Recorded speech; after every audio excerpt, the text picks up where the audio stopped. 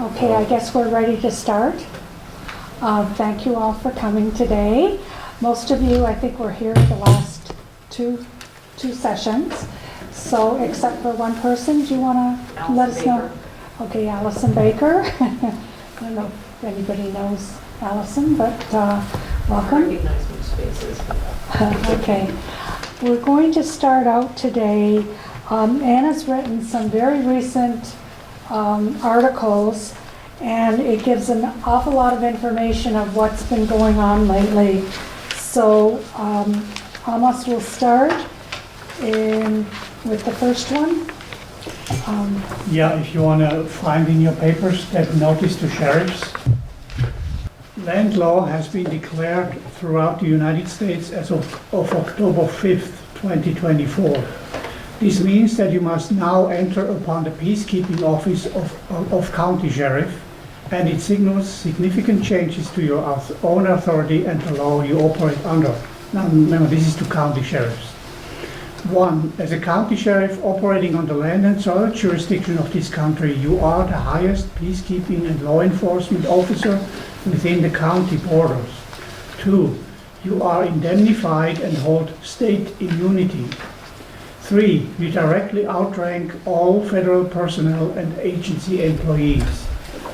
4. You directly outrank all state of state and state trust employees. 5. You are empowered and required to protect the people of our county and their assets. 6. You may deputize as many Americans as you deem necessary. 7. You are advised that there are no federal eminent domain rights. 8. If a properly constituted state legislature acting prior to 1860 has not specifically granted land to a federal entity for public purposes, federal personnel making claims to own or control land within your county are guilty of international trespass, false claims, and conspiracy to defraud under color of law. 9. Any federal personnel offering to encumber, delay, or restrict civilian rescue and recovery efforts must be arrested. Any federal personnel confiscating disaster relief supplies must be arrested. Any federal personnel failing to render immediate aid and assistance must be arrested, shot, or hung on the spot as the situation demands. Escalation of force protocols are authorized. Use of deadly force is authorized. Issued by Anna Maria Rising, a fiduciary of the United States of America. FEMA, watch out. Right, they are declared public enemy of the country now. And they can, of course, change course and do what they're supposed to do, aid assistance. But they have been instructed to not to hamper assistance and to destroy food supplies and other supplies. And of course that is all related to Hurricane Helene, which had made devastation of North Carolina. And FEMA has been observed and recorded to obstruct. Even the military has been obstructing delivery of materials. And that has caused this notice to be issued. And remember, as of October 5th, land law has been declared in this country. So in other words, anybody who is not acting under the law of the land within their agencies, they are now criminals, officially criminals, acting on our soil. So the way I understand it, these past few notices, first, that the municipal government has been liquidated because of bankruptcy. Then on that was October 1st, October 5, we had the land law declared in this, I think we have a document here too. And then of this October 8, all sheriffs have been authorized to come under the land jurisdiction. And that's when they have power in their county, only in their own county. And so they can say to any government agency requiring from them to do something they don't do in their lawful office, they can tell them to go pound sand because they're not subject to their authority any longer. But each sheriff has to make this choice. if they don't make that choice, they're still acting under the corporate rules, but then again, they're liable because they are required to come onto the land and soil. So there's probably a transition period we have to allow to happen, and the sheriffs have to declare themselves to which office they're acting upon, so to make it all clear for everyone. And that may take a while, but it is set into motion, and it is a law. It's not a choice anymore. So eventually, I don't know what will happen, but if a sheriff doesn't come under the county rules of the land, we may place our own sheriff into that county. Or they adjust themselves and become officially a sheriff in this county with all the powers they have. Remember, the power lies with the people. So anybody who represents the people as a sheriff in the county has this power delegated to him to keep the peace in the land. And so this is very crucial. These are very crucial decisions that have been made, and they have been made internationally. In other words, they are valid in all the countries of the United States of America, but it has also been declared internationally in other countries. So they know who actually is in charge here now. It's the people and the government of the people. But it will take a while to settle in, and of course, as you know, we are very few who are even aware of the situation that a US citizen is not really, is only a resident in this country and doesn't really have a right at all. There's only privileges which are given by whoever is in the government, and then they rule whatever they want to rule. So that's why we do have to declare our status as Americans. And that takes us out of their jurisdiction. It's still an uphill battle, as we all know, but that's our first step on the right direction, because now we are outside of their jurisdiction.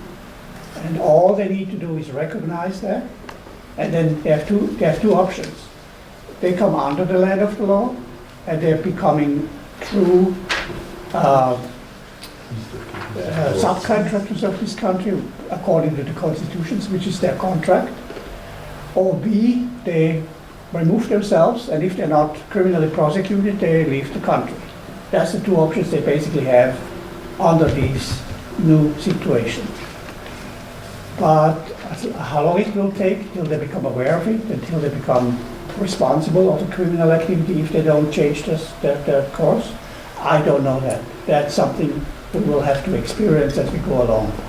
But I think it's very important for us to know that has totally changed now the landscape of our country, because the American government, who was in charge at first till 1860, has now returned, officially returned, and is now in charge of this country. That's how I understand it. And now we'll have to just keep our eyes and ears open on what changes are coming along. And I still would like to advise everyone not to jump the gun and just think, oh, now I can do anything I'm supposed to be able to do. It may not be a good advice, because people don't know yet. If you hit someone on the street, the police officer and law enforcement officer has no clue, that will cause problems. So I would say just stay low and do whatever you have to do to keep your property, to keep your licenses, to keep your car, and then eventually it will become official that we have our own license plate on the car, which means that the car belongs to us. But that's not done yet. That's not done by this declaration. It takes a little while to get there. So that's all I want to say in this new situation. Do we know how everybody was notified? Was it in writing? Did Anna? Yes, when she does a notice, she does usually international public notices. They go to all states, they go to all major, like the governors, the attorney generals. It goes internationally to all other governments who are on the land. And it is actually quite thorough. She hasn't really elucidated much to who gets it, but yes, all major offices have been informed, and they have been informed under notice to agent is notice to principal is notice to agent, so they have no excuse not to know it. But of course, they have the underlings who are in a lower position in the office. They have not been informed, even though they should be informed. And so we have to be lenient, willing to educate and inform them. And once they know, then they have the choice. They can make an active choice to either stay where they are, or to quit, or to make sure the changes happen. I mean, that's up to every single one of us to do. Would it help for us to make sure that the underlings locally have all the information? Yeah, we can do that. We can, for instance, we can go to the sheriff's office and bring them, like people have brought them a peace flag. We know the peace flag is not the same as the Article 4 flag. And they have, and Dana has printed a notice, this one here, together with first page I left off from this meeting. So you can print it out online and hand it out to them. Yeah, I would even recommend that because they need to be informed. And there's nothing wrong to give them the information. Well, there's the public notice for the FEMA. Any volunteers When? this one? Sure. October Public 5. notice, October 5th, 2024. We, the United States of America, have declared FEMA personnel engaged in obstructing local rescue efforts in the area impacted by Hurricane Helene to be enemies of the state. This has specific meaning in law and makes obstruction and failure to assist a capital crime. All public employees and subcontractors of government at all levels are required to render all assistance possible. If the FEMA personnel offer any further obstruction or fail to immediately assist to the best of their ability, they can be arrested or shot or hung on site. Fully inform them and the local sheriffs, post this notice. Give it to any and all politicians and local officials. Issued by United States of America, Big Lake, Alaska. So we're pretty serious about that, and I think people should take that notice and post it, you know, if there's bulletin boards around. So they are aware, and that would be one thing too, to give, you know, the sheriff, you know, as well as even county employees, because most of them, they don't have a clue of what's going on. I think it'd be good to get it to the people in North Carolina and Florida and Kentucky, so that these local militias and the local residents there Yeah, I'm sure they're very active in this behalf already, Yeah. in those assemblies. inform. Mhm. Wasn't Anna there recently? She spearheaded the rescue missions from the America, from the Federation, and they have had help to have FEMA stand down. I heard that the head honcho of FEMA got beaten up when he was there in person. So the people are waking up, and that's good news for every one of us. So yeah, I think something's happening there. The supplies are being distributed to, at least to some degree, and it's changing. So the efforts are taking hold in that disaster area. Yeah. Okay, so did you want to go over this one or skip this one? Well, maybe first we should go to if there was any questions from last time, and anything that came up for you that you want to address in this meeting. Oh, we're all happy. We know everything. We're ready to go. Do we have, I know that at one of the state assembly meetings a couple of years ago, we talked about forming a militia for Washington State. Has there been any progress made on that front? Mm-hmm. Yeah, we have an active pillar going. Jimmy Fulton is the administrator of this, and he makes really great efforts to educate us all. And we are well, maybe you should talk about it. I'm getting a low on my voice. Go ahead, take over. There have been people that are taking classes. The militia just means people, so it's not people running around in camo with rifles or guns. That's what most people think of, you know, when you say militia. So it's, people are getting like cert, what do you call it? The certification through the fire department, first aid, what to do in a disaster. And most of the people, at least in the Washington, the assembly that we have, you know, every month, the first Sunday of every month, the meetings, they've taken a course where they've physically gone there and learned how to do things. If someone broke an arm, how to do a splint, all this stuff. And what to do if there's a fire, all different kinds of things. But now that course is online and it's free to take. We could probably send you the link for that. I don't know where it would be on their site. Have you? I'm sure it's on TASA. It's called CERT training. I think it's a 20-hour or something training you can take at your own pace. And you get certified at the end of it if you answer some questions, I suppose. Yeah. And that's the first step. Anybody can do that, not just us. And then once you are certified through them, then you can take a practical test or practical, not test, but practical experience on how to do certain things. And that completes the certification for our assembly. And then we are then linked to the fire departments, and when there's an emergency, we report to them and we are working under them. That's how the situation is right now. I don't know how many fire departments are aware of that we're working with them or not, but that's part of our kind of information education. But as a CERT-trained woman or man, you are available for them to put you wherever they need to put you to render assistance. And that's the situation for us. That's what our assembly does in the militia department. And it doesn't necessarily mean that you have to go with the firemen to put out a fire. There's things like answering the phones or directing people, what to do, where to go. And also, people like say there were some trees down in the neighborhood or something through a snowstorm or a windstorm or something. And you could even 2 or 3 people can walk around, the area that's affected and then give notice of, there's a tree down blocking such and such a street. Give that information to the appropriate people, which would probably be the fire department, but you would relay that information on to somebody and they would, take care of it. Answering phones, like I say, directing people.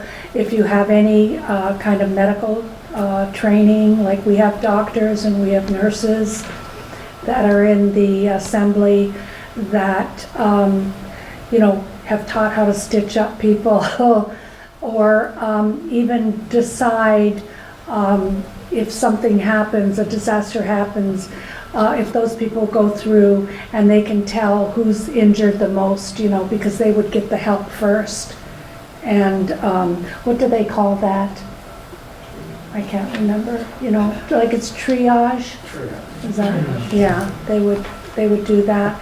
So that's basically what it is. So it would be good, to go online and take the course. Like I say, it's all from your home, your computer, do it at your own pace, learn about stuff because, when a disaster hits, nobody's coming. So we're gonna have to depend on, us to help our neighbors and, the people surrounding us.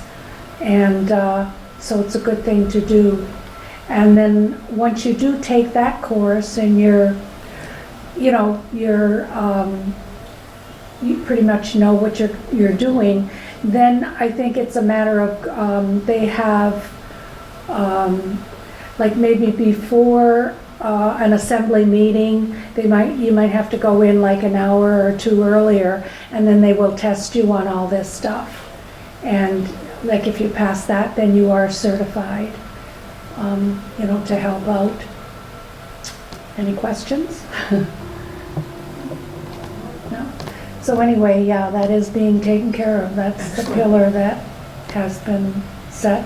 And we're working on our court system too, bringing in our own courts. And we should be able, there's so many empty buildings that aren't being used, we should be able to just take over existing buildings without having to build new structures. Just to reiterate, we have 4 pillars in every assembly, state assembly. There's the General Assembly, which is stood up in all 50 states.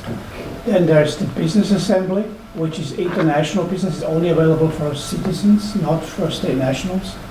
You have to say American state citizens, not US citizens. Right. So, yeah, okay, American state citizens are comprising the business assembly. The militia is already mentioned. Anybody can be in the militia. And then we have the jural assembly, and there anybody can become a juror once they desire that and file that application. And so we haven't stood up these other three pillars yet officially, but some states have, I think, I'm not sure which state, one or two have stood up their jural assembly. I think Florida and maybe another one, I'm not sure. Doesn't come to me right now, but we are building our assemblies as we go, as we speak, and our jural assembly is working hard on getting everything into place so we can actually get the elections going maybe next year. And so once all four pillars are stood in all of the states, then we are fully in charge of our country again. And so that will be the time when we can send them back in, if we don't want them here. I would like to do that. But anyway, so remember, every US citizen has to make that choice too. If they want to become an American again, which they were at birth for a few hours, or if they want to be with the British subcontractors, which we still have, or with the municipal, which is now liquidated. So I don't think they have any more business here. But then they have that choice. They can be in each assembly, and if they don't like what we do, they have two other assemblies they can participate. So there's nothing wrong with that. But the land of the law is what's in charge, or what's the, not in charge. The land of the law is what everybody has to come under. Even if they are a subcontractor, they also have to come under that law. And they have been under that law all this time. They just have ignored it and abused it and tried to enslave everyone. That's not their job. That's nobody's job. And that has to become aware. I mean, look at the situation we have now with the so-called election coming up. It has nothing to do with us, but everybody's talking about it. Everybody's talking about it. And so it's very important we focus on our own topics and learn as much as we can and recognize that's theirs, not ours. Any questions in this respect? What did you say, Washington State, which are we set up under juror? Is that where we are, the juror? Is this where the one that we have in Washington State is already done? No, it's not done yet. No, which one is done? Florida has had their elections for their officers. I'm not sure that they had the Jural Assembly too, but how many states do we have to start with an O at the beginning? It's not Oregon, or it's another state with an O that has. Ohio. I think Ohio, yeah. I think they Ohio. have stood up their Jural Assembly. Yeah. So what is Washington set up as right now, or we still trying to reach? No, we're all working, four? they're working on it. Still We're working getting on all jurors, four? yeah, so anyone interested, if you become a state national or a state citizen, and want to be on the jural assembly, there's an application form that you fill out, the information you give to them. That doesn't necessarily mean on every case that you'll be called as a juror, but you will be part of the pool, and if needed, they could ask you, and then it would be up to you whether you would want to hear the particular case or not. So that's how that goes. Yeah, has not been done yet, but it's in the works. They're still So working. what's the percentage that's required per state? Like you need at We least stood up. 25% or 50% of the people's? One woman or one man. So Only that is one. needed to stand up the General Assembly. To fill all four positions? Well, of course, One we need for people to general, fill one- positions, but it took only one. It only took James Clinton Belcher to reclaim his right of calling back the states into session. And he's a hereditary head of state. Right. That's only one person, one man that was needed. But of course, we need a lot of people to fill all the offices afterwards. We need to fill clerks of court, for example. We need to have people working in this system of ours. You have justices presiding or guiding the court case. We have to have 12 people jury in each case. So we need people, of course. But it's not like we need 50% of the country. We just need enough people to run our own stuff. Yeah. Any other questions? Okay. Can we go into this Justinian deception? Yeah, the question is, first I would like to ask, is anybody in here who wants to focus on the one-pager and how to do the witness testimonies? If not, then we can do that, yeah. Explain what that would be under where we. Now, people who haven't been Americans yet, Yeah, how to those who fill out the don't paperwork. have their status But yet. partly it's all All okay three to be there. done that way. He's got his status since, what was it, last Sunday, a week ago Sunday? It's now state national. So 1, 2, 3, 4 here, and Angelica has got her paperwork done, I think, so she's ready to do the process. Yeah, it's just a matter of doing the paperwork, and we're trying to get something set up for our next meeting that will be November 2nd. Is going to be a longer meeting. We'll probably have some food, maybe sandwiches anyway. And we will try to get people that have completed if they've completed their paperwork, but haven't got it notarized, from a state notary, and are interested maybe in going up to our next meeting, Washington State Assembly meeting that's held. It'll be the day after, actually, November 3rd. We could maybe do like carpooling and get a few people, especially those that are ready to do their paperwork, and go up to that meeting, and they can get recorded as state nationals. And in the meantime too, maybe the second meeting, there's other paperwork too that can be done rather than just the one pager with the 2 witnesses. But if that's the case, we can have other papers there that if people are interested in filling those out as well. Because the cost for recording is $25 and the publishing fee is $25. So that's a total of $50, whether you just record those 3 documents or whether you have 5 documents to record or even 10 documents to record. It's still the one recording fee, so that's kind of an advantage to do that. And I would suggest that for anyone that owns real estate or royal estate, that they do more paperwork than that, because if they update a land patent, then they're protected a lot better than if you just do the one pager with the 2 witnesses. If you have an interest, email me and let me know if there's more paperwork that you want to do in that case. Otherwise, we'll try to get people here that are already, maybe have been state nationals for a lot longer than we have, and can maybe, explain a few more things, or they'll tell you about, their circumstances or what have you, which might be helpful. Okay, so that's that. If you pull up the Justinian deception, now this is where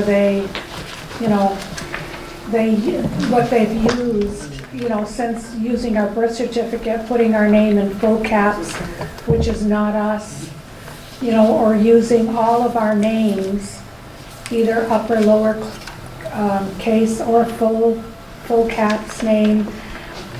They've stolen them all from us, and they trade on the stock exchange. You know, it's just kind of amazing if you do research and then find out how many hundreds or thousands of times they use your name and social security number to profit themselves. Every time you sign your name, they go into the trust account that they created for you, you know, with the birth certificate. And anytime you sign your name for anything, that's what they do. They go in there and they take the monies. They can get up to 10 times the amount. You know, why do you think the banks are all wealthy? It's not just from lending money, you know, and getting the meager percentage of interest. Done a So lot that's more. where they've been paid, when you were explaining to me that they've already been paid. Yes, They get it from that place. Yeah, Got so, you. so Okay. basically it says in the Constitution that the subcontractors, they cannot use money, they can only use credit, so do the banks. So they have to have assets they can create credit from, and what assets do they have? Ours. It's the land, it's our workforce, it's whatever the Pope put in for at our birth in gold. I think our weight in gold, that becomes an asset. And they never touch the asset. They only use the credit therefrom. The problem we have is it doesn't get balanced out. It just, that we have what, 37 trillion national debt. That's because they never balanced out the accounts, because they should then allow us to balance the account by neutralizing the credit. So, you know, debit, credit, it always balances out. And it's automatically done. As soon as they issue the credit, it's automatically balanced, but they do not allow that to be reflecting in the books. And I'm not understanding too much about it, but all I know is, yes, when the bank gives you a loan, let's say they give you apply for a mortgage. Now, when you sign, that's when you create the credit for the bank, your signature. And then they actually don't tell you that, they get 10 times over. But remember, in my case, I went there 3 times, unfortunately without knowing it better. They let you wait for half an hour before they come back and confirm once you sign the paperwork, which they don't let you read through because they want you to be done in half an hour, and there's 2 inches of paperwork. You can never read everything, and that's the plan. And then when you sign it, the 150 times, they bring the one form, they go fax it to wherever they fax it to get approved. Now what do they approve? Your signature gets approved for the credit. Now they can then pull the credit, and 1/10 of that credit will cover your mortgage, but you have to pay it back. It's all yours, but you still have to pay it back. That's how crazy that whole deception has been going. And these accounts, the senior deception, this is where it started, and how they created all these accounts. And but that's just one example, is the mortgage market. That's all fraud, basically. all right, so if everybody's got this out, I'll start reading. And this, of course, is the article by Anna von Reitz. Many years ago, I started wondering about the all capital letters names employed by the military. I noticed that all names in the military were written in all capitals. Lieutenant Rodney Knox, for example, as were all the stenciled words plastered on packing crates and vehicles belonging to the U.S. Army.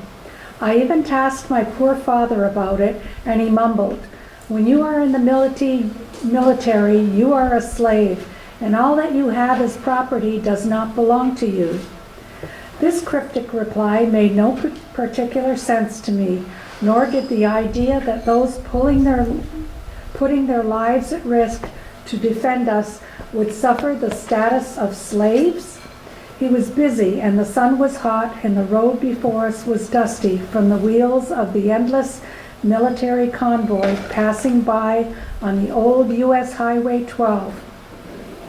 I noted the answer and let it slip into the category of, quote, things you will understand when you are older, end quote, where it remained until my 20s, when I began seeing my name written in all capital letters on federal student loan paperwork.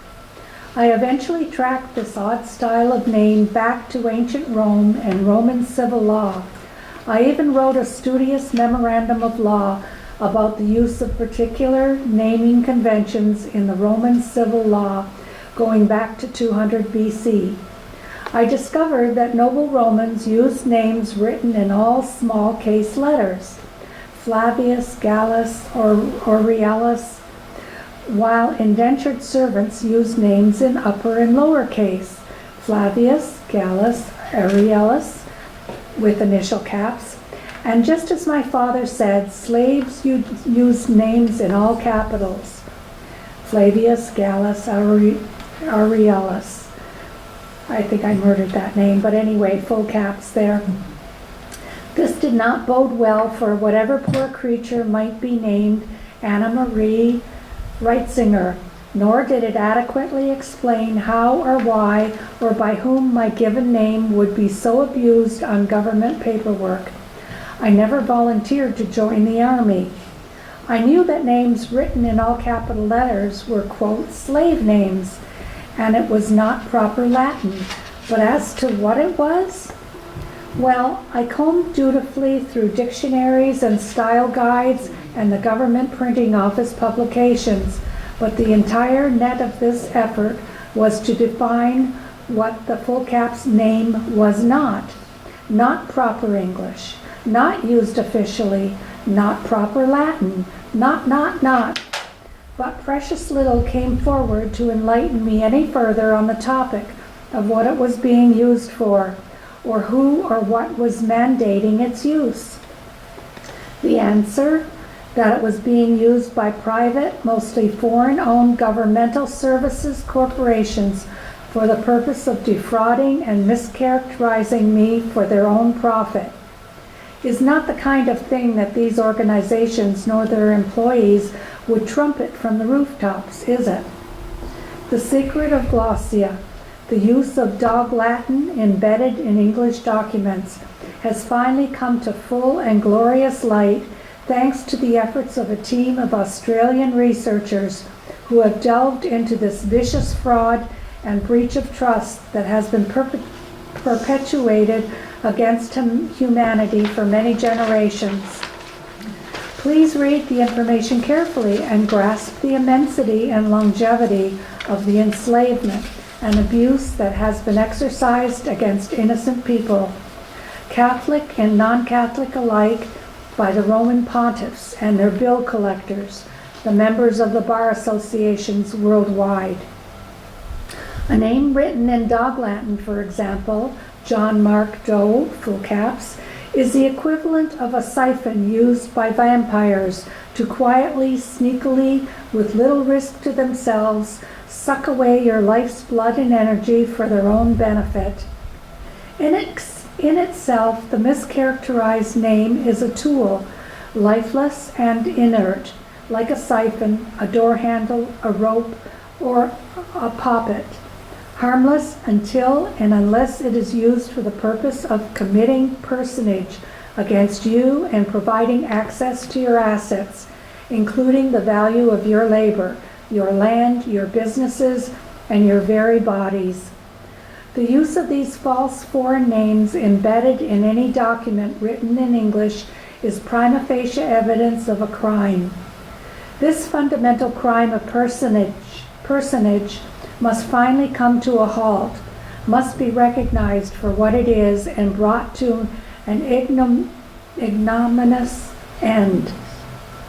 The fruit of many years of research has now come into your hands for you to use in your own defense and the defense of others, all thanks to men who live half a world away, but whose dream and need for freedom is the same as that lives in every human breast. I understand that there will be a complete set of DVDs available in the near future detailing the full extent of the research and the experience and thoughts of the researchers, both to support their work and to undergird your own knowledge. I highly recommend that everyone secure a copy for their own families and communities and share the information as widely as possible. Justinian deception, hidden foreign text known as Dog Latin. The Mother of All Deceptions, The Concept of Modern Day Slavery by Romley Stewart. And I think if you look that up on the internet, you should be able to find that. I have a little booklet at home, and I can bring that in, maybe make some copies of it too. It's not a very thick booklet, but it explains a lot of it, and you can just see what they've done. So that is that. Any questions? Okay, then let's go to the sheet, things men and women on the land and soil are not. And this is a list, 3 columns. And I won't read this, but you can each start going through it and see what all these things are. Does not tell us who we are, American state nationals. This is words that they try to pin on us, but they don't belong to us. Even the title of Miss or Ms., Mrs., Mrs., Mr., we should not be accepting any titles whatsoever. So if they want to call you something, they call you by your first name, or first and last name, or first and middle and last name, never by, Mrs. or Miss. What about if you're filling in a form and you have to put... Well, same with male or female, you'd cross out female and put woman. Write woman in. We don't have that list.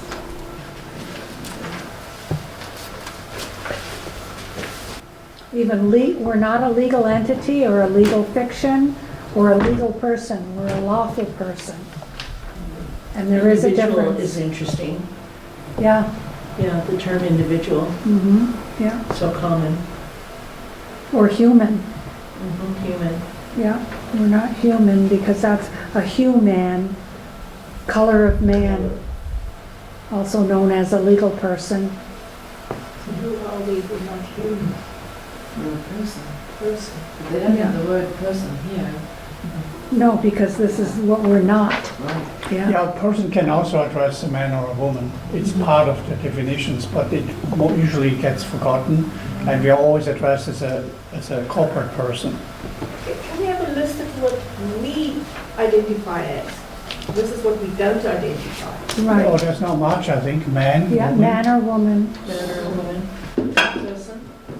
He can be a person, yeah. A lawful But it gets person. really, see, the Not a only legal problem person. with person is it can have so many different interpretations, but man and woman only applies to a living being. And I don't know, what is a child? Is that a child is the right word, or is it son or daughter? I'm not sure which one it is to address our children, but Yeah, we don't call them kids. It's so, baby goats. That's right. The same thing like male and female are only for animals, not for, not for people. yeah, I have a little example I experienced yesterday. I went to the post office and there was a new employee in the local post office. And she always said, sir, sir, sir. And I thought, oh, are they trained to do that in the post office? But before I left, she said, oh, by the way, my name is Amas. And she was really relieved she didn't have to call me sir anymore. So I think it's kind of an indoctrination that comes down from top. So they have to address you as sir or miss, so I don't know what women are addressed as, or lady, I don't know. But the key is we need to let them know we are not that. So I think that's important. And the last two, warrant officer and withholding agent. This is what when you send a letter to the IRS and the Internal Revenue Service, 2 different things, you let them know that you're not a warrant officer and you're not a withholding agent. It's just a 1-page letter, and to tell them that you don't pay federal income tax, because you're not that, because that's how they get you. Yeah, I think when you sign a 10W4, 1040. yeah, that would be great. Yeah. 1040. You Roll it up. Yeah. You declare yourself as a tax collector for your own taxes. So that's how they get you. And the taxpayer too, Yeah. which we are not. We have one here, it's a bit longer one, but it says International Public Notice Announcement. That's on the first page, it's a 4-page document. So yeah, October 2nd, so that's the declaration of October, for October 1st. It's about, I mentioned it before, about the municipal governmental services. They have been liquidated as of that date because they went into a Chapter 7 bankruptcy. And the Chapter 7 means everything will get liquidated to cover the losses. This is intended as a very brief but necessary education for public Oh. employees. The other one. Which one? The other one, the public The announcement. The announcement, Oh. yeah. Yeah, we can do that one too, but that's the first. As of yesterday, was it October 1? Yep. At 1 p.m. Eastern Standard Time, the United States Incorporated ceased to exist. An emergency appropriation of territorial funds has provided a 3-month transition period during which truly essential services will be further identified and extraneous or illegal services will be shut down. Those present in this country will have noticed that the Internal Revenue IRS offices in the states have all been shut down and no longer have mailing addresses that work. This is because these organizations never had any right or reason to be in this country demanding payments from average Americans who were never employed by nor knowingly associated with the federal government. The issue of whether or not a payroll kickback tax can be attached to federal employment as a condition of employment is yet to be addressed. But as all kickbacks are illegal and extraordinary in nature, we are firmly of the opinion that these demands on federal workers are now and always were both illegal and unlawful, and that the institution of the Internal Revenue Service, IRS, should be unequivocally and universally liquidated.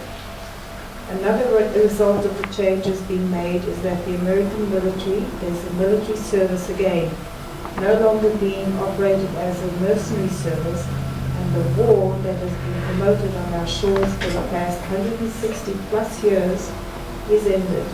Some people are still not aware of this fact, but they are being diligently informed.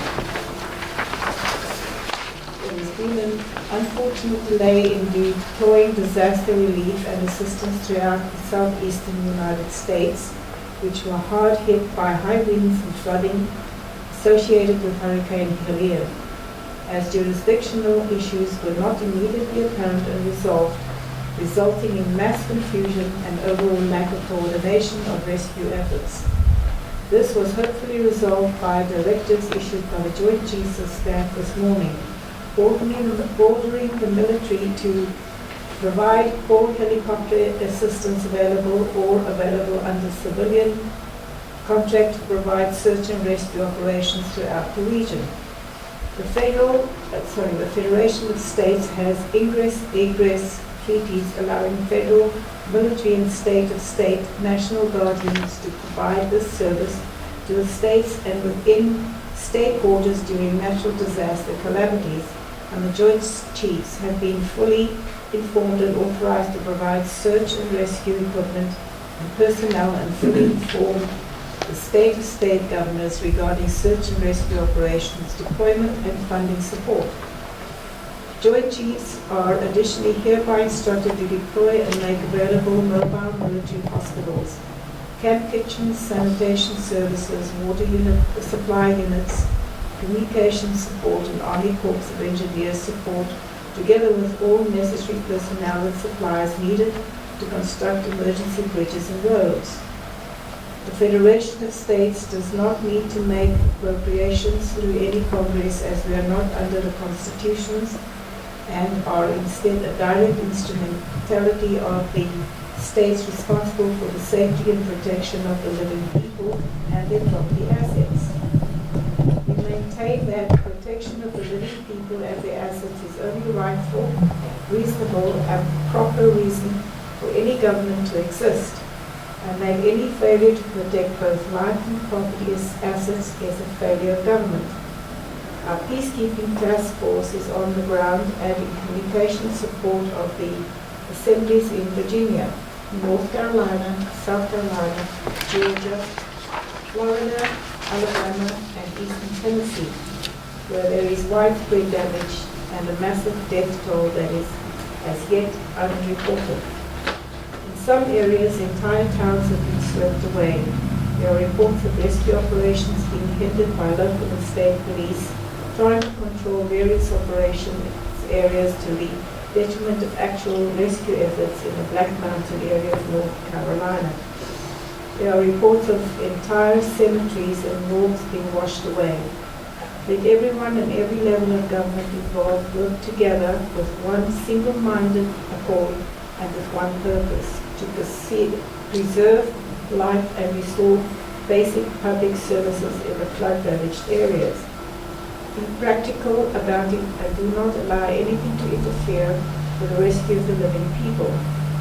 That is job one.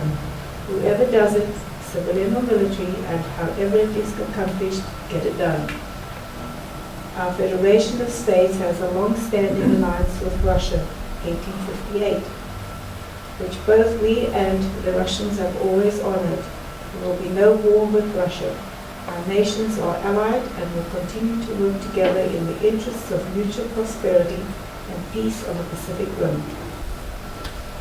Funding to the Ukraine proxy war by the USA, Inc.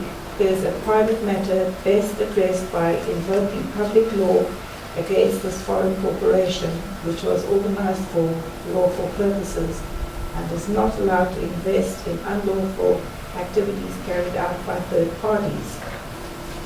Similar to using Jews to commit usury on behalf of Christian monarchs in the 1300s, or the various iterations of Congress using agencies to promulgate law. Accountability for these investment activities rests on the British territorial U.S. U.S. Congress.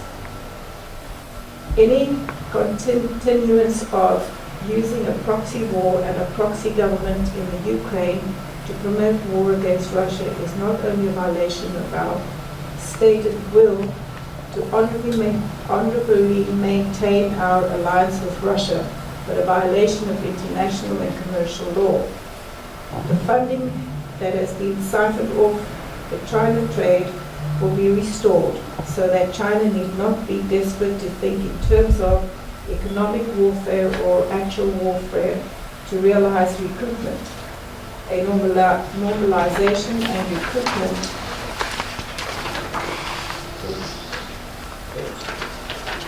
process will allow not only repayment and assistance to China to solve its food resources and energy and sanitation and housing needs.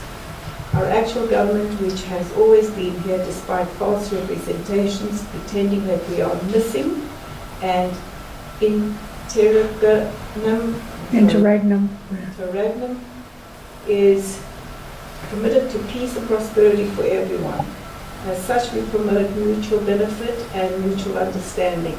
The crimes that have been promoted against all of us are the color of law for commercial benefit need to be recognized for what they are, crimes. A final piece of puzzle involves restructuring the banking system. We have firmly rebutted the use of the United States note as a debt note backed by our purloined assets. As faithful fiduciaries, we do not agree to pay the fictitious debt and instead direct the United States notes be immediately redeemed and reissued as credit notes. A general revaluation of currencies against the gold standard will be commencing at the public level to establish new commodity valuations and address the widespread rigging of the commodity markets worldwide. American asset currency investors are advised to negotiate currency exchanges through their own global family international trade bank. It's safer and yields more value to the investor. Issued by Anna Maria Ratzinger. And that's our Global Bank, which if you become an American State National, you are able to open up an account there. And currently, I guess it's a vault account that you can open up. And if you have FRNs, you know, the fictitious money, say you have $500, you can put that money in to the vault. And what will happen then is when the old system goes down and we're able to bring this up, then each dollar will be worth, have you checked it currently, like approximately $340? The gold went up to 2,700, I think, yesterday or so, and it will probably stay that high. So the AFN, American Federation dollar, is backed by 1/10 of an ounce of gold. The reason they did that, it would basically recuperate our losses we had from the beginning when they issued the dollar to now, with all the, what do you call it, inflation and all that. So that would be $270 at this point. If gold goes up to 6,000, it would be $600 per each FRN we have in the vault. Because the exchange rate they guarantee is 1-to-1. One FRN is $1, is one AFD. If you are in the open market, you would have to shell out $260 now. If the AFD would be out, you would have to shell out $260 till 70 for one AFD. So in other words, you pay 10 FRNs for a loaf of bread, for example, but you would only pay, what, 2 or 3 pennies or whatever it is, or the equivalent of an AFD. But that's a future thing. The reason they did that is to create a buffer zone between the economic collapse that's planned by some people and help us to help others. Because as I mentioned last time, I'm a multimillionaire on paper, but if I become a multimillionaire in the flesh, and I have a neighbor who is basically a pauper with one AFD to his account, then of course I can help these neighbors. And so that's what's meant to be, so we can help others to conquer that period of economic disaster we may or may not enter into. And there's also a prosperity account. And if you open that prosperity account, they will put in $5,000 a month, and that's of the new money. American Federation dollars, AFDs, they will put in that $5,000 each month. So when it does transpire, you'll be a millionaire. You know, and like he said, we can help out others that need help. You know, if they haven't become an American State National or they're, you know, in dire straits, we're able to do that. So that's another good thing. So how can we open up a global family trade bank, open account there, and how can we open up a property account, prosperity account? As per my memory, they require at least 3 or 4 documents which are part of the 928s. So if you just have a one-pager with 2 witness testimony, you do not have enough support to open the account. You will have, weirdly enough, they also ask you for the common carry. You can carry weapons. Concealed or otherwise. Yeah, they want that form. I never filled it out because I thought I don't need it. Without having a gun, I won't need the form. But they, weirdly enough, they required this form too. So I had to actually go and fill this one out and file it so I could actually open my account. And there's a few others. So you might want to check out. If you go to Niti's podcast on a Tuesday or into one of her recordings, Niti, N-I-K-I. No, Niti, N-I-T-I. N-I-T-I? Oh, okay, maybe. The pharmacist, remember the F pharmacist, not the PH pharmacist? Yeah, F-A-R-M-A-C-I-S-T. So if you punch in Niti, it will come up on YouTube. And then go below under any recording about with Anna, about the podcast on Tuesday.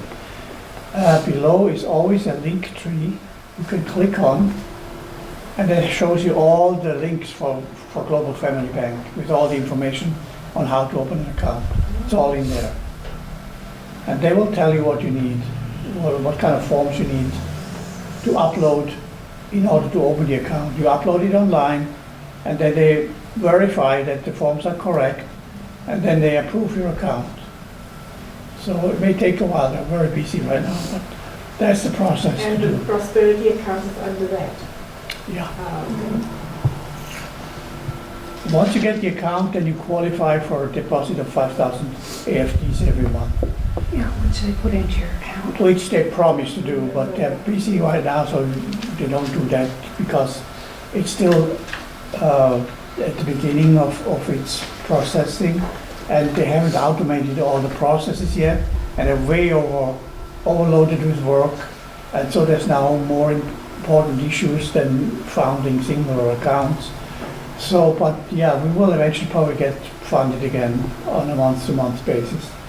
But don't despair if you don't get any money into it for a couple of months, because nobody else is getting it either, so. But we can put FDA, what we call the federal money in there. No, that's No. two different accounts. Yeah, the vault account is the one that you can put your own money in.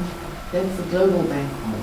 Both Yeah, are they're global all bank, yes. global banks. So the one is meant for those people who have a lot of cash or available cash they don't need to use, well, rich people mainly.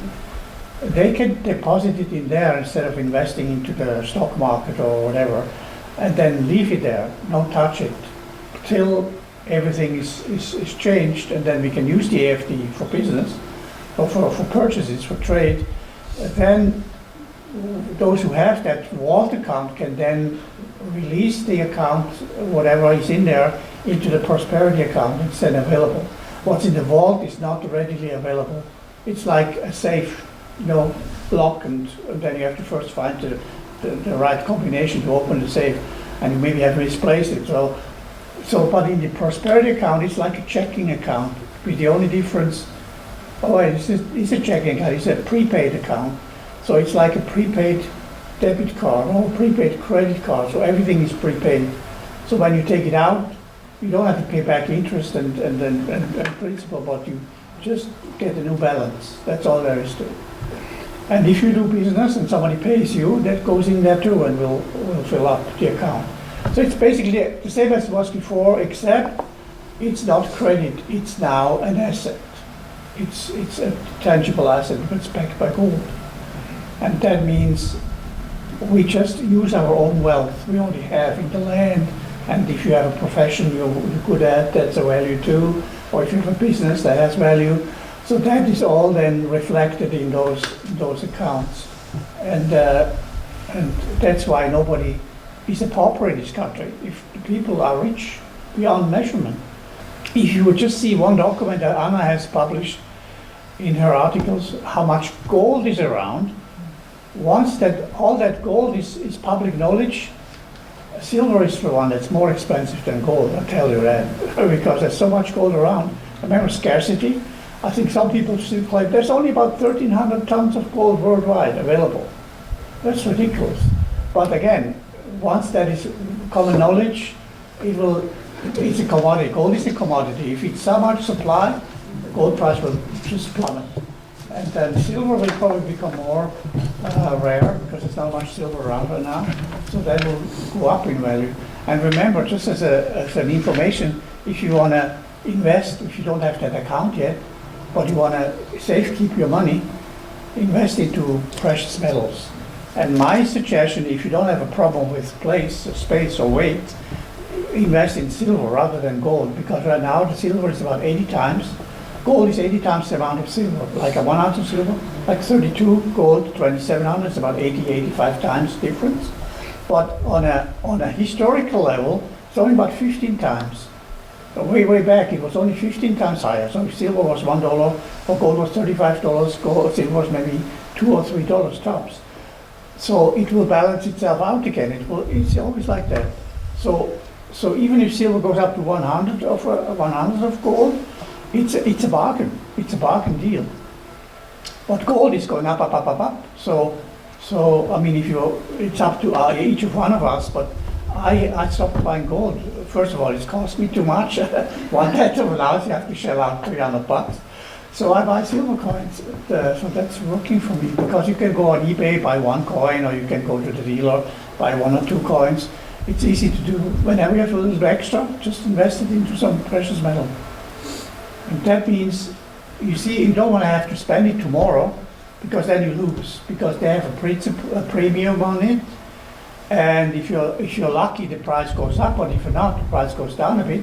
And then you get like 10-15% less than you paid. But if you keep on hang on to it long term and just buy every month one or two coins, it will balance itself out too. And then eventually you have more than you expected. That's what I have done, and I have been faring well because you see what I had to do is, out of personal reasons, I had to access my silver emergency level account. And I had to, but I didn't lose any. I had the same amount after 2 or 3 years, was still the same. But FRNC had already lost about 50% of its value. So I did okay, but then as soon as I had enough funds again, I replenished that account. So I don't, because it's not meant to be used on a daily basis. But in an emergency, you can access your silver and just go trade it in and get cash out of it. So that still works. So just the benefit is you have control, absolute control over it, because it's in your possession, you're not in an account somewhere else. So that's what I would recommend. If you don't have access to the vault account, just put it into something that keeps the value, like silver, gold, platinum, palladium. Those are really bargain deals right now compared to the gold. So yeah, look at it, look into the long-term charts and make your pick. You know, if you can buy an ounce of something, it can be gold, palladium, platinum, and then silver you just have a little bit more like on the side as small cash. So that's what I would recommend, but I'm not an advisor for financial. I think everybody has to make up their own mind. Just use your own logic and common sense and make sure you don't buy any paper money as a value in the future, like FRNs. They don't have any more value. Just move them around. Buy stuff. You can use it in the next few years because it will be more and more expensive, or buy something that keeps the value. Yeah. So What would you say about the people that have bought all these dong and whatever these other currencies were? Oh, yeah. They thought we were going to have that kind of reset. Well, if you do have that reset, become an American and open an account with Global Family Bank. That's the safest way to do it. They accept all currencies from other countries. Yeah, there's 144 countries now that are planning on revaluation, but the Vietnamese dong, the Iraqi dinar, and the Zimbabwe zim are the three that will currently be revalued. And they're talking about the next one will be the Philippines peso, but it's not ready yet. Yeah, so they talk about it. But remember, once every currency gets revalued, then ours is too. We have the American Federation dollar. It's not.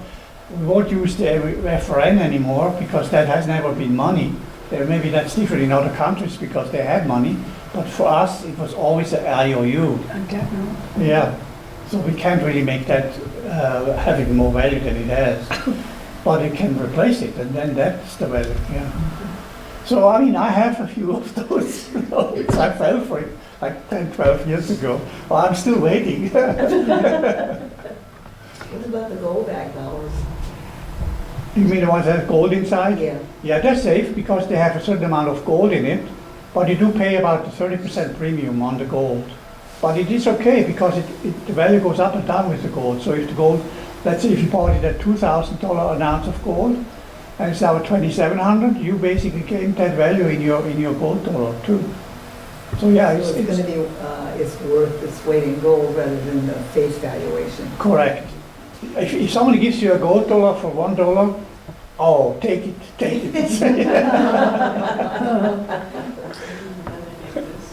Because there's one, I don't know how much gold is in, they have different amounts of gold in each of the notes. There's up to 50, I think.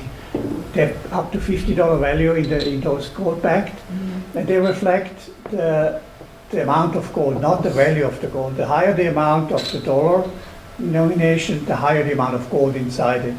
And I think right now I think it's more than $5 for the $1 note, just the gold value in it. So, but it's safe. It's not money. It's just a token, but it has value because it has metal in it. So that's safe. But within what we're looking at, something that's tradable that people will accept. Then you could buy silver dollars or clad dollars, like you can buy US silver dollars, which have a little more value than just a regular ounce of silver. You could buy old silver coins from the United States, like before 64. 1964. Yeah. That's really good because it has a small amount of silver in it. But I mean, I bought a few quarters lately. How much did I pay for a quarter? I think 4 quarters are $10, something like that. I mean, it's not cheap.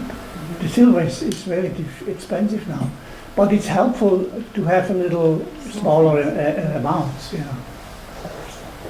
But I would say if you like those gold dollars, go for it.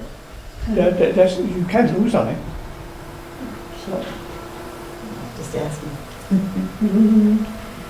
Anybody have any specific questions about anything? Or something we can talk about? I was under the impression we were going to fill out some paperwork today together. I do have paperwork, just the two, I have it in here. It's a start. So you want to talk about the one pager and the Yeah. witness testimonies? She gave us 2 sheets last week and said we were going to... Yeah, did you bring them? So, yeah, the one-page method, this is it, Declaration of the Naturalization Act of July 1779. And so you would just need to fill out this form. Anything in red means you would put in your information and then change it to black ink and take out the brackets that is in it. And another thing too, this is done for the recording secretary and international notarial witness, which means you would have to go to an assembly meeting where the international notarial witness is. But then the advantage of that is they would take care of that paperwork and they would record everything for you. So then you wouldn't have to do anything further. So we need more paperwork from this lady. Only if, like, it's not mandatory. If you want to fill out more paperwork, Well, I was thinking about, if you're getting active in accounts or anything like that, then you need more paperwork.